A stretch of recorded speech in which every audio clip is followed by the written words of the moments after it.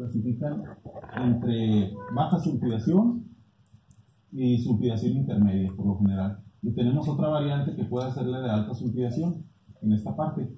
¿Por a qué se refiere la sulfidación? No se refiere al contenido de azufre, se refiere al estado de oxidación del azufre. Los depósitos de bajo azufre tienen azufre reducido, azufre con valencia -2 en general, en sus metales. Mientras que los de alto azufre están casi siempre más cercanos a lo que es el intrusivo o los cuellos volcánicos, y el azufre en los minerales de estos depósitos está en forma oxidada, en estado oxidado, tiene valencia +4 o +2 en general. Esa es la diferencia. Es un término que se usa mucho en la geología económica, alto azufre, bajo azufre, y causa mucha confusión, pero básicamente es eso. O sea, bajo azufre, los minerales que forman el depósito tienen azufre reducido. Alto azufre, los minerales tienen azufre oxidado. A eso nos referimos cuando hablamos de este tipo de depósitos. Y bueno, y cada tipo de depósito tiene minerales indicadores. Minerales indicadores, algunos son indicadores de pH, otros son indicadores de temperatura. Los que vamos a tener, por ejemplo, en lo que es la faja de plata principalmente, van a ser epitermales de bajo azufre y de azufre intermedio o de sulfidación intermedia. O sea, los principales minerales de ganga que vamos a tener presentes en este tipo de depósitos van a andar aquí en este rango, en la zona neutral. Estos son los principales minerales que tenemos, y los rangos de temperatura para la formación de esos minerales pues anda aquí alrededor de los 200 a los 300 grados centígrados.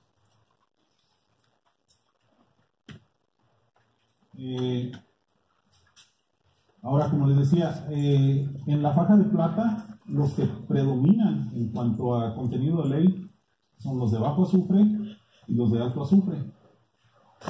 En este caso, lo que se ha encontrado, no solamente en México, también en Perú, donde Perú también es una zona productora de plata, es que los yacimientos de sulfidación intermedia son generalmente los más ricos y los más grandes, más importantes que los de baja sulfidación. ¿A qué se refiere con sulfidación intermedia? En general, el azufre va a estar reducido en los dos, en los yacimientos de bajo azufre y los de sulfidación intermedia, pero el contenido de metales base es más grande en los de sulfidación intermedia. Un yacimiento de baja sulfidación puro tiene básicamente oro y plata, y uno de sulfidación intermedia va a tener plata, plomo, zinc, cobre en algunos casos, ¿no? Entonces tienden a ser más ricos y a tener más metales los de sulfidación intermedia, y ser ligeramente de más alta temperatura con respecto a los de baja sulfidación. Esto de aquí es una sección de lo que es un yacimiento de epitermal típico de beta. Es una sección, me cuenta que es un corte de la corteza, donde se ven aproximadamente 1 kilómetro de profundidad, y lo que se puede ver aquí, bueno, son estos depósitos cuando se están formando, o poco tiempo después de que se forman, tienen todavía actividad fumarólica o de manantiales termales. Es muy común ver este tipo de actividad. Tienen unas zonas de alteración muy extensa. La roca que rodea estos depósitos se altera mucho a minerales arcillosos, porque generalmente todos esos gases, tanto los que mencioné que libera el intrusivo, como los que están liberándose aquí al momento de que todavía está caliente aquí el sistema, estos gases, estos fluidos, tienen carbón, o tienen hidrógeno, entonces tienen la capacidad de volver el agua muy ácida. Entonces, al momento de que interactúan esos gases con el agua, la vuelven ácida y empiezan a lixiviar la roca, empiezan a alterarla. Entonces, este tipo de alteración es una herramienta que usamos nosotros mucho en exploración. Nosotros detectamos estas zonas de alteración para tratar de predecir dónde tenemos presencia de yacimientos epitermales. Aquí lo que se ve es que normalmente lo que tenemos es una zona de steam heated, se le llama, steam heated water, o agua calentada por vapor. Lo que quiere decir es que el agua meteórica del nivel freático de un acuífero se calienta por el vapor y se vuelve ácida y produce toda esta alteración. Tenemos una zona alteración alquílica después de esa, pero es más intensa hacia la parte alta. Y luego tenemos lo que es la zona de la beta. En la zona de la beta lo que tenemos es una beta de cuarzo generalmente, con adularia. Adularia es un feldespato potásico característico de este tipo de yacimientos, que lo usamos mucho para hacer flechamientos radiométricos, para obtener la edad de la mineralización. Y en rojo, lo que es en sí el cuerpo de mineral. Las vetas, no, cuando ustedes ven una beta de cuarzo, o si llegan a ver una beta de cuarzo, generalmente lo que es toda la beta no tiene mineral. Hay partes de la beta que tienen mineral, entonces los mineros normalmente extraen solamente una parte de esa beta. Ahorita les voy a mostrar, este es el ejemplo. Esta es la beta, la mina La Guitarra en el Estado de México. Esto que ven ustedes aquí en verde es la beta de cuarzo. Esta beta de cuarzo llega a tener 20 metros de ancho aproximadamente. Y dentro de esta beta de cuarzo hay como hilos rojos. Estos hilos rojos es lo que contiene realmente los metales. Entonces es lo que extraen los mineros, ¿verdad? Ellos se van sobre estas partes rojas, muchas veces dejan la parte del cuarzo porque generalmente no es económica. Aquí tenemos algunas fotos de lo que es una beta epitermal típica de sulfidación intermedia. Generalmente se ve mucho cuarzo, multietapas, generalmente llega a haber 10 o 20, 30 etapas de deposición de cuarzo. Y entre esas bandas o alternancias de cuarzo, lo que tenemos comúnmente como aportador de las leyes o lo que es el valor, vienen siendo estas bandas negras. Estas bandas negras son las que contienen los sulfuros y las que contienen la plata y el oro generalmente, ¿no? Lo que son las zonas ricas, las ricas de las vetas. Aquí, por ejemplo, se ve esta vetilla de aquí es una vetilla de sulfuros con galena y acantita. La galena es un sulfuro de plomo y la acantita es un sulfuro de plata. Estas son las ricas, y donde está la mayor concentración de este tipo de hilitos o de este tipo de vetillas es donde se concentran las mayores leyes. Hay vetas epitermales que llegan a tener hasta 30 kilos de plata por tonelada en una zona angosta, en una zona concentrada, y hasta 100 gramos, 200 gramos de oro, ¿no? O sea, realmente llegan a tener porciones muy, muy ricas estas vetas. Por eso la importancia de estas vetas epitermales. Ahora, voy a entrar un poquito más a detalle. Al último, pueden hacerme cualquier duda que tengan o algo, se las explico. Vamos a entrar un poquito más a detalle a lo que es el estudio de este tipo de yacimientos, sobre todo los de sulfidación intermedia. Como les digo, son los más importantes en la faja de plata. ¿Qué se estudia? Bueno, se estudia el origen de los fluidos y los procesos de formación. Para nosotros poder entender cómo se forma un yacimiento, necesitamos saber la temperatura que se formó, a la que se formó, porque la temperatura es un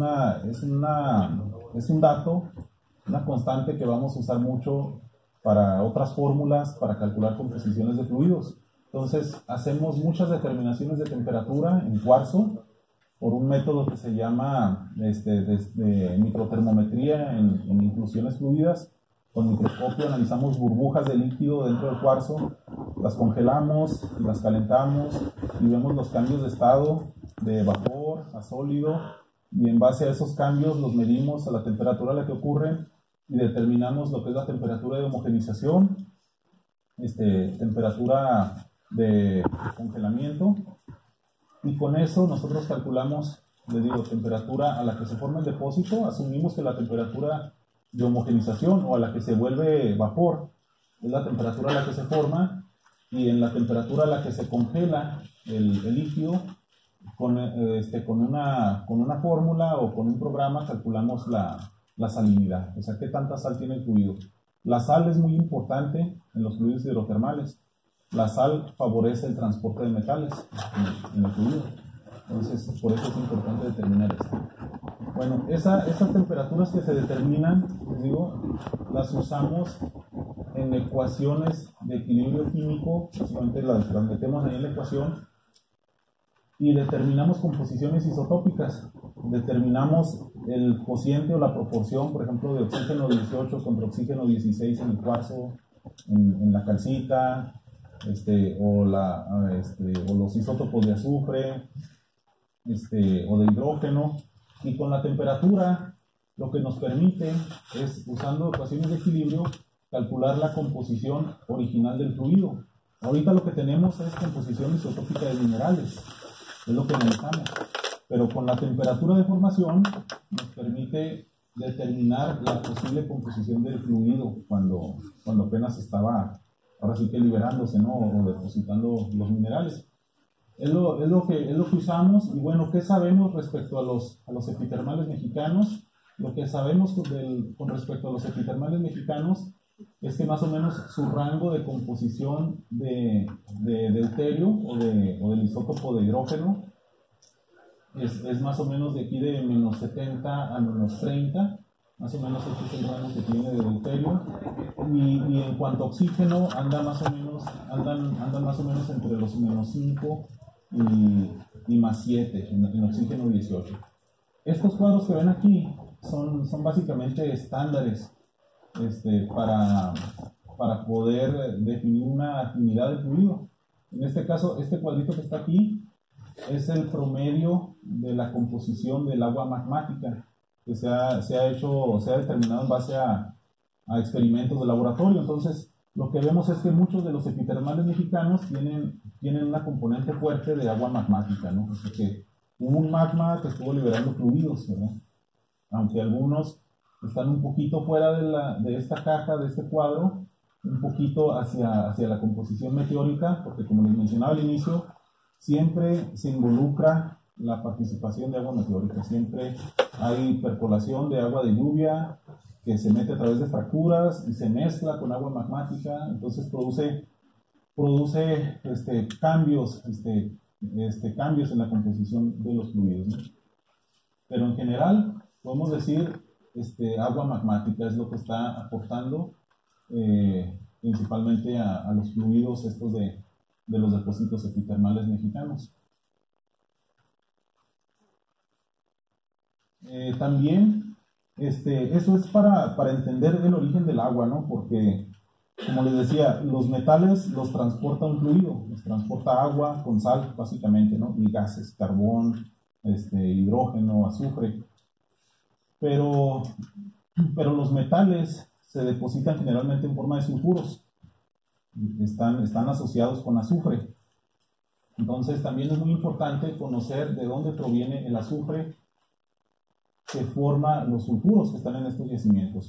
Entonces estudiamos también isótopos de azufre y azufre 34, básicamente los cocientes, para determinar o interpretar el origen de este azufre. Lo que se ve, aquí hay depósitos de varias partes del mundo, pero por ejemplo aquí está Tasco, que tiene valores negativos cercanos a 0. Esto de aquí es Fresnillo, tiene valores de menos 5 aproximadamente. Aquí está también Zacatecas. Bueno, básicamente son los tres que veo ahorita mexicanos. Entonces, tienen valores, si se fijan, de 0 a menos 5, más o menos en ese rango. Los epitermales mexicanos y algunos otros, ¿no? Por aquí. ¿Eso qué nos quiere decir? Eso lo que nos quiere decir es que el azufre que está formando los sulfuros en estos yacimientos tiene un origen sedimentario, pero un origen sedimentario en rocas carbonosas de origen marino principalmente. Y es lo que vemos principalmente en la base de muchos yacimientos de estos, como basamento o como que forma parte de la corteza, son lupitas carbonosas con pirita diseminada. Entonces, es muy posible que estos fluidos hidrotermales, al momento de que están circulando a través de las rocas, están lixiviando parte del azufre, y al final lo que se produce es una mezcla de azufre magmático del magma con azufre que está siendo lixiviado de lupitas negras ricas en pirita, ¿no? Básicamente es lo que nos está diciendo. Entonces, hasta ahorita ya sabemos que estos epitermales de sulfidación intermedia tienen agua magmática, tienen algo de agua meteórica, tienen azufre de origen sedimentario, posiblemente de lupitas y posiblemente también algo de azufre magmático. El azufre puramente magmático generalmente anda en valores arriba de cero. Entonces, esto sí tiene una firma muy fuerte de azufre magmático. Ahora, el proceso, ¿cómo explicamos esto de la composición de los cocientes de azufre y de oxígeno, de hidrógeno? Bueno, pues con este diagrama. La forma o el proceso de formación de estos depósitos está resumido aquí en esta forma. Tenemos nosotros un intrusivo parcialmente cristalizado, no totalmente, vamos a decir esta edad, de 29.7 millones de años. De hecho, todavía no está cristalizado completamente, ¿no? Todavía tiene algo de magma por aquí en la parte intermedia, porque los intrusivos se van cristalizando desde afuera hacia adentro. Entonces, conforme se va cristalizando, se van formando grietas o fracturas en la parte de lo que es la coraza, la parte de la orilla, y por ahí van escapando gases magmáticos, como les decía, ricos en azufre, en CO2, en H2S, y esos gases ascienden principalmente en forma vertical, y lo que van produciendo es que se encuentran con agua meteórica que está descendiendo a través de fracturas y produce lixiviación ácida. Al entrar en contacto el SO2, el H2S, el CO2 con agua meteórica, vuelven ácida el agua, entonces lixivian las rocas. Por otro lado, también están saliendo fluidos en forma de líquido, básicamente, transportando metales que ascienden a través de fracturas, y conforme llegan a una zona de una apertura de una fractura, debido a una caída muy drástica de presión, básicamente el fluido va muy presurizado y encuentran un espacio abierto, la presión se reduce y lo que hace es que se enfría el fluido y precipita los metales. Entonces ocurre un proceso que le llamamos boiling o ebullición. El fluido hierve, el fluido va muy presurizado, llega a una zona donde baja la presión, hierve y libera más gases, deposita metales y libera más gases. Entonces es básicamente el proceso de depositación de un depósito epitermal. Ahora les comentaba, estos fluidos magmáticos representados aquí en rojo se mezclan con agua meteórica. Eso nos puede modificar la composición del agua para que no sea puramente magmática. Y aquí, en el caso de los intrusivos, como les decía, el fluido cuando pasa por los sedimentos puede lixiviar algo de azufre sedimentario, pero también los intrusivos al momento de que se emplazan asimilan bloques de lo que es la roca que los rodea, ¿no? La roca huésped. Entonces estos bloques, aquí representados como si fueran cubos de hielo que están cayendo ahí, al momento de que entran en el intrusivo, pues empiezan a modificar la composición, ¿verdad? El intrusivo tiene una composición isotópica 100% magmática, pero se empieza a diluir con una composición más sedimentaria, entonces ya el fluido se modifica. Y por eso realmente el estudio de los yacimientos epitermales es muy difícil. La mayoría de las veces los resultados son inconclusos o tienen múltiples interpretaciones, porque hay infinidad de posibilidades, ¿no? para explicar lo que uno está viendo en cuanto a los resultados. Ahora, eso es en cuanto a los fluidos, al azufre, que son ingredientes muy importantes para formar un yacimiento epitermal. Pero hasta ahorita no hemos mencionado nada de dónde vienen los metales, ¿verdad? Realmente lo que más nos interesa a nosotros saber es de dónde vienen los metales, no tanto de dónde viene el azufre o de dónde viene el agua. Lo que quisiéramos saber es la plata en sí, de dónde viene. Hay una razón por la que se deja al último siempre. La razón es que el estudio del origen de los metales es muy difícil. Es mucho más difícil estudiar el origen de los metales que estudiar la composición del agua o del azufre. Es algo que actualmente hay muchos investigadores trabajando en eso en varias partes del mundo, pero es muy complejo. Ya hay nuevas técnicas analíticas que permiten hacer microanálisis sobre minerales metálicos en específico y hacer análisis sobre microburbujas de fluido atrapadas en esos metales, y eso arroja un poco más de luz, pero todavía es muy complejo el estudio de los metales. Entonces, una de las grandes incógnitas que hay aquí en la faja de plata es por qué hay tanta plata en México. Como les digo, México es el primer productor de plata a nivel mundial, ya por varios años consecutivos. 200 millones de onzas de plata el año pasado, es un mundo de plata, es muchísimo. Les digo, como les decía, tan solo Fresnillo, ahí muy cerca de la ciudad de Zacatecas, produce 45, 46 millones de onzas. Entonces es algo muy anómalo, ese tipo de contenidos, esa gran concentración de plata, sobre todo en la parte central que les mencionaba, en la mesa central de México. Entonces, bueno, ¿a qué se puede deber tanta plata en México? Aquí le pongo preconcentración de la corteza continental. Esto se refiere a que existe la posibilidad de que haya un pedazo ahí de la corteza que ya tenía concentraciones anómalas más de lo normal en plata que el resto de la roca del continente. Esa es una posibilidad, y al momento de que pasan los fluidos hidrotermales que liberan los intrusivos, pues se va enriqueciendo el fluido más de lo normal que en otros países o que en otros continentes, ¿verdad? Esa es una posibilidad. Otra posibilidad es que hay sistemas hidrotermales muy longevos. Como les mencionaba, hubo subducción desde 100 millones de años hasta más o menos 45, 40 millones de años. En todo ese periodo de tiempo hubo vulcanismo. Entonces, y posterior a eso, en la extensión, empezó a haber vulcanismo, pero ya más alcalino, no tanto de arco magmático, sino que ya en la zona de extensión, en la zona de trasarco, empezó a haber otro tipo de vulcanismo. Entonces, realmente existe la posibilidad de que muchas de estas estructuras, donde ahora están las vetas, esas grandes de 20 kilómetros, tal vez fueron canales o lugares por donde circularon fluidos más de una vez, tal vez en un periodo de más de 1 millón de años, ¿no? A lo mejor hasta 5 millones de años estuvieron pasando fluidos por ese lugar, ¿verdad? Entonces, otra de las cosas que se tienen que estudiar también en estos casos es las edades de los yacimientos y tratar de definir cuánto fue el periodo que tardó en formarse un yacimiento.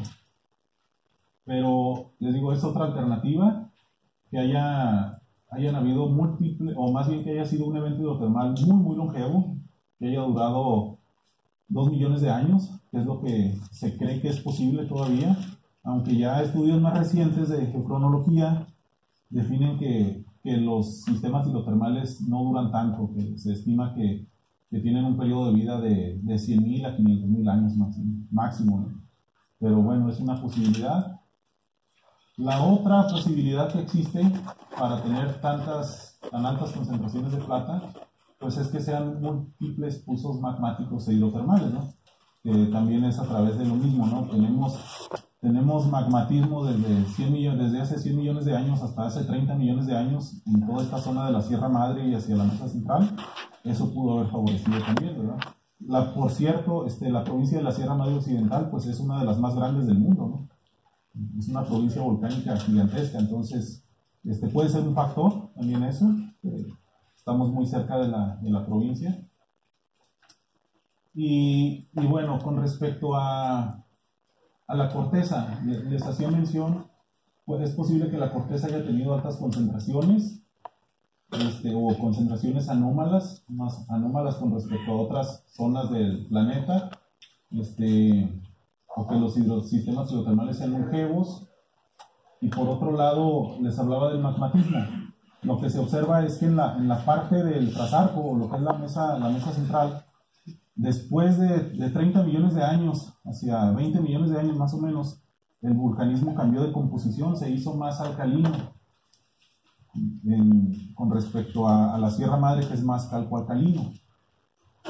Es posible que también ese magma más alcalino haya favorecido también emplazamiento de yacimientos más ricos en plata. La plata es un mineral que se cree o se considera que es derivado de la corteza.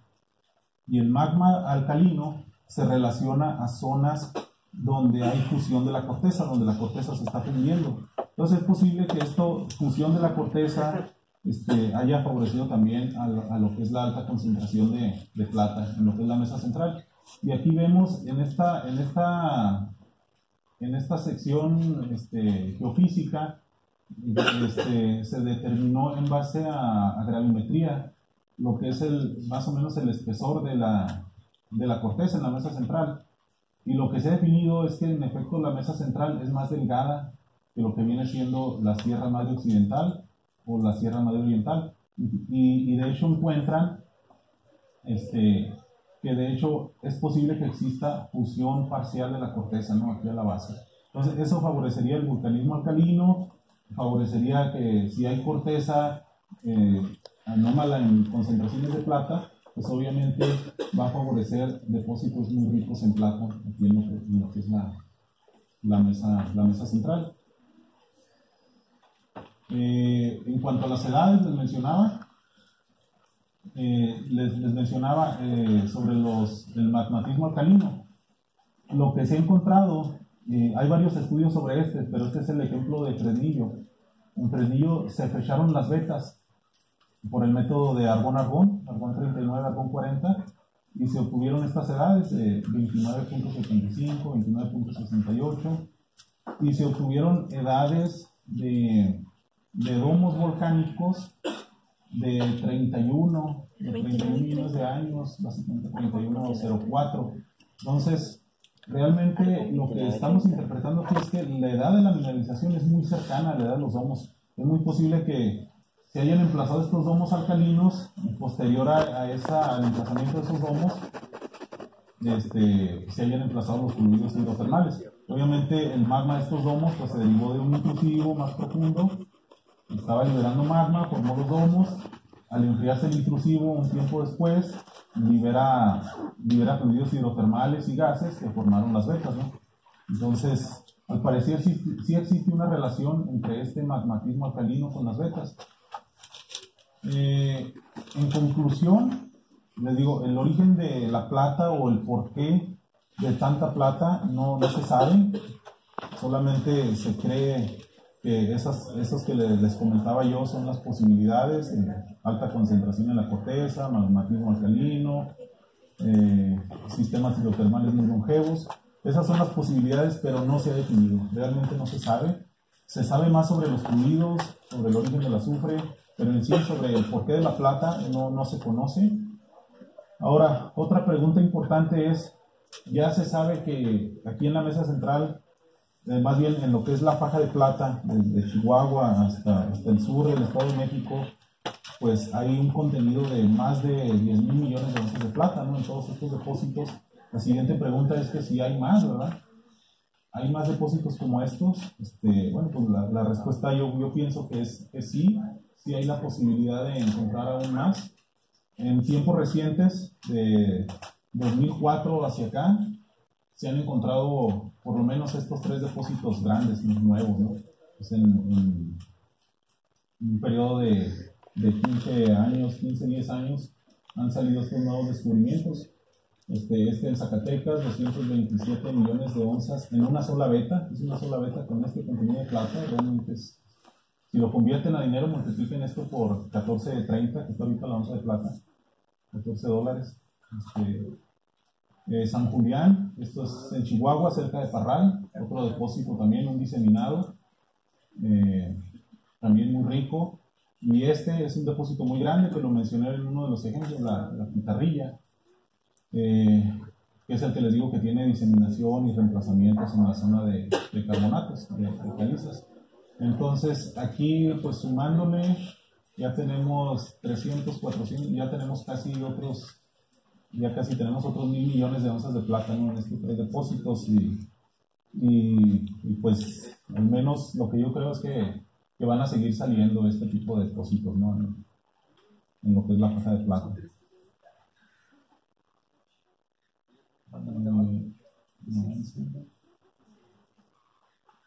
Y bueno, pues es todo por mi parte. Muchas gracias, espero que les haya